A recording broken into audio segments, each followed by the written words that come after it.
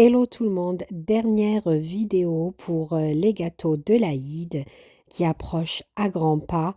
Je vous souhaite une très bonne fin de Ramadan à l'occasion. Je vous demande de vous abonner, de liker, de me laisser un petit cœur pour m'encourager au quotidien, pour m'aider à développer ma modeste chaîne. Aujourd'hui, c'est la recette des sablés au chocolat. Façon un peu prestige, on va dire. C'est le mot employé en ce moment pour les sablés revisités. Donc c'est tout chocolat aujourd'hui avec une farce pralinée avec des noisettes. Je vais tout vous détailler. J'ai déjà partagé avec vous plein de petites recettes traditionnelles pour les fêtes de l'Aïd. Je vous mettrai tout en barre de description. N'hésitez pas à liker, à m'encourager. Je ne le répéterai jamais assez. C'est parti. Vous aurez besoin ici pour obtenir 40 belles pièces au chocolat de 250 g de beurre ramolli bien mou. J'ai utilisé aujourd'hui du vrai beurre que j'ai acheté chez Lidl pour ceux qui ont Lidl chez eux.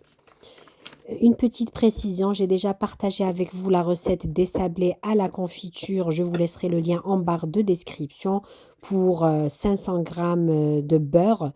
Et aujourd'hui, c'est la moitié. C'est vraiment la même recette. Vous mettez 250 g de beurre bien mou, bien ramolli à température ambiante. Vous rajoutez un verre de sucre glace, une cuillère à café de vanille. Je vous laisse les ingrédients en grammes en barre de description, l'équivalent de 100 g de beurre de sucre glace.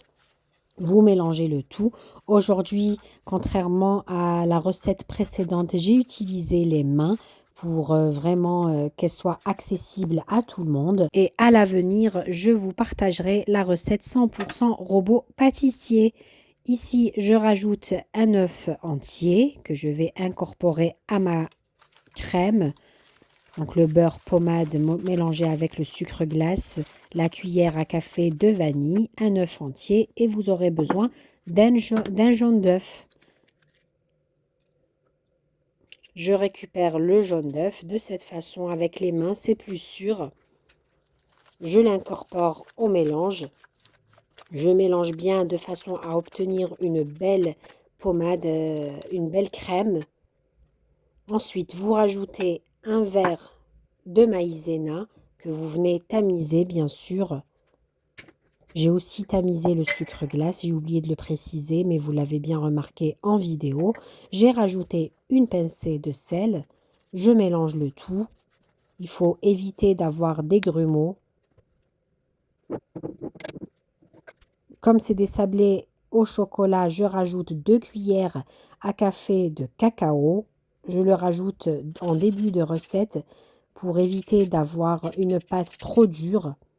Vous le rajoutez avant d'ajouter la farine ou en même temps. Je rajoute ici un verre de farine que je tamise. Je vous mettrai combien il m'a fallu pour 250 g de beurre de farine. Je rajoute ici un paquet de levure chimique de 10 g.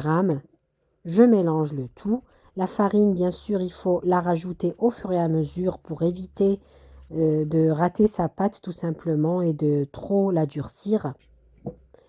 La petite astuce pour avoir un meilleur goût, plus de goût, vous rajoutez 2 cuillères à soupe de pâte à tartiner. C'est facultatif, bien sûr. Vous pouvez, si vous n'avez pas de disponible à la maison, ne pas rajouter. Je rajoute ici un deuxième verre de farine.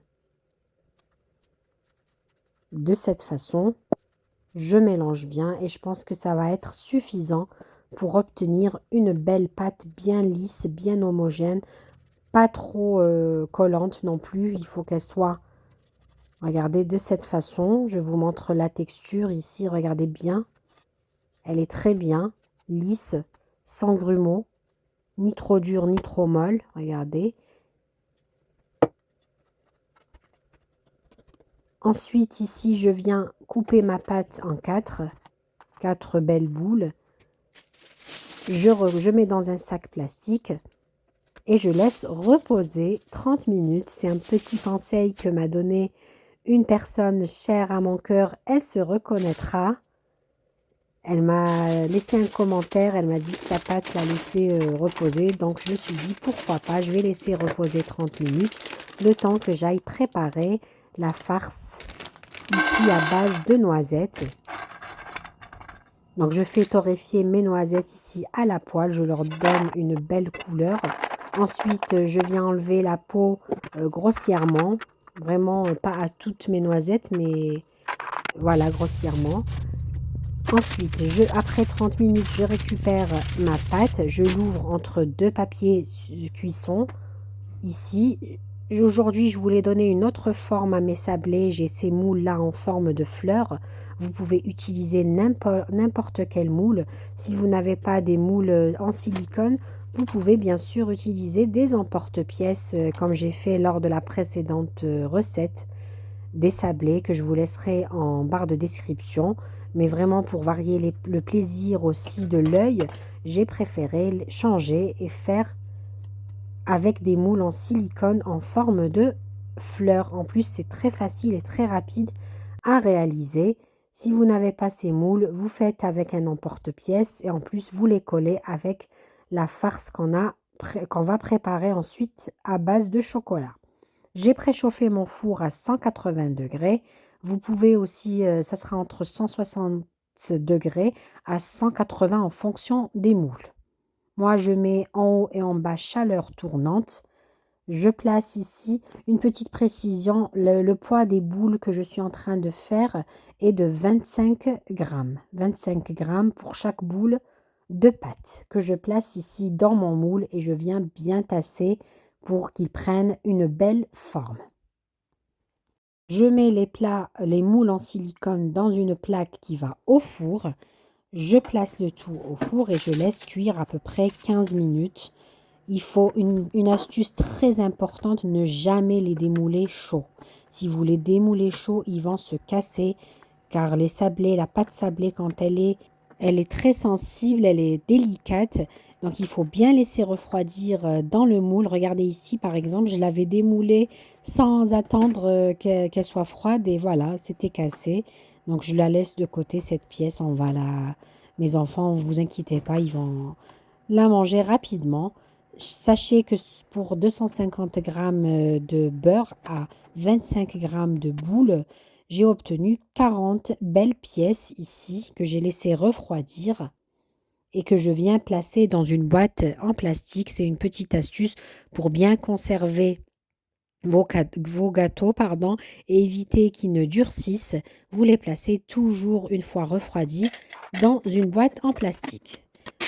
Pendant ce temps, je viens préparer la crème au chocolat. Donc, je prends 2 cuillères. Bon, là, je vais vous faire vraiment une petite quantité pour la vidéo.